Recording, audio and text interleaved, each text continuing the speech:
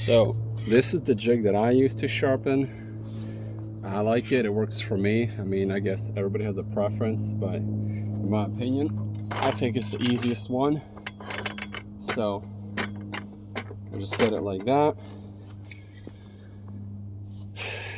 Put on some gloves, not that you have to, but less chance of you cutting yourself. And of course, you just got to make sure you get the right size for the right blade. It'll be a little different for depending on which blade you went with. But you basically pick a guide that you want to start with, and you put this on in the direction of this way, not this way. So it'll be like this. It'll actually slide right in between the two teeth. And then your file, place it on the rollers, and it'll just slide forward. 1, 2, that's it. So let me get a quick Sharpie so I can mark that one. We'll go all the way around. All right, so we'll just take a Sharpie and I just mark it right on top of my tooth. That way as it comes back around, you'll see it again. So I like to wear the glove on the left side because that's the side you're actually grabbing the chain. This side you don't really have to. So what I'll do is I'll advance it, then I'll pick it up, set it down, and then go again. It is a little wobbly, so let me shut up. There we go. I don't know if you guys have a good angle here or not. Let me adjust this. There we go.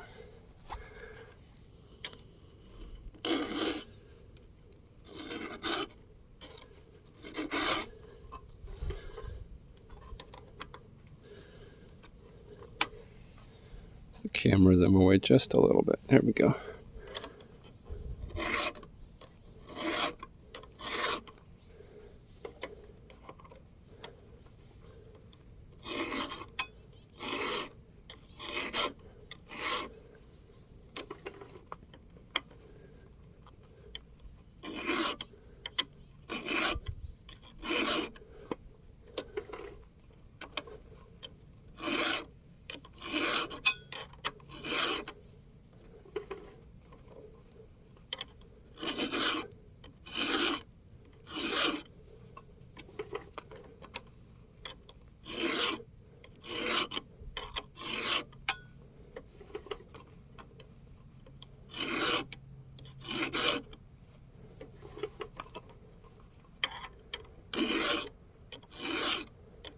So you typically want to go the same amount of filings per pass, but you can actually, after you do this for a while, you can feel that sometimes the tip is a little beat up, so it's kind of rough, and then sometimes you put it and it just slides right through. That means it's actually still sharp.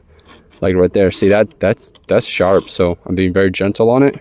And if you look at it against the sun, I mean, it's hard to see, but the ones that are beat up, you'll actually see a little bit of a fray up there. Like that one again, see, very smooth, does not need a lot. These two are in the opposite direction. This one also very smooth. This one looks good. Yep. This one looks good too. So see, a lot of times, and we're back to zero. And I actually like to go very gently again, just in case I might have missed it for whatever reason, just to have it. Then you want to flip it the other way, right? And I typically get on the other side of the file, so let me do that. We'll put it this way.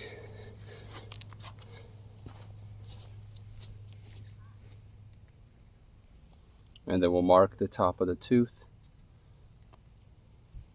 And same idea. Now with this being in the way, I'm not sure how that's going to go. That's a little annoying. Yeah, it's like right in the way. Okay, you know what? Here we go.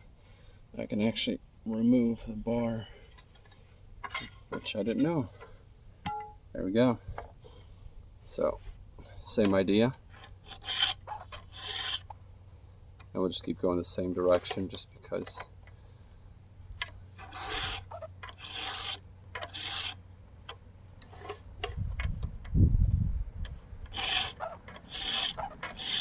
So apparently there was only a few teeth that were kind of beat up, and I'm assuming I hit the bark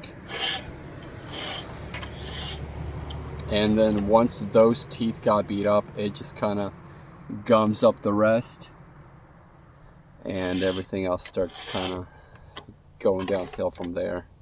So it's a good idea to remove the bark before you mill, but in my case, I'm just kind of playing around here. I have bigger pieces to mill. When I do those, I will definitely be taking the bark off, because I'm not going to try to file this every 2 boards. But for today, I'm just kind of having a good time. Yep, this one you can see it's actually a little bit frayed up. So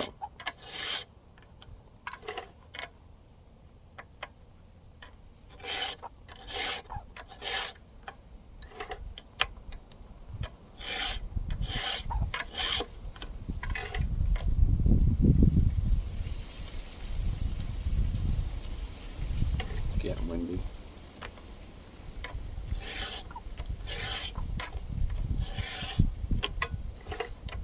But yeah, this is like my favorite sharpening kit, also because it's so small and you can pretty much just like throw it in your toolbox or even in your pocket, and you just have your file next to your other tools.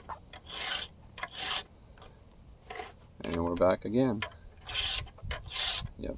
So yeah, you see that did not take much at all. So we'll put some gas in there, some oil, and we'll get right back to it.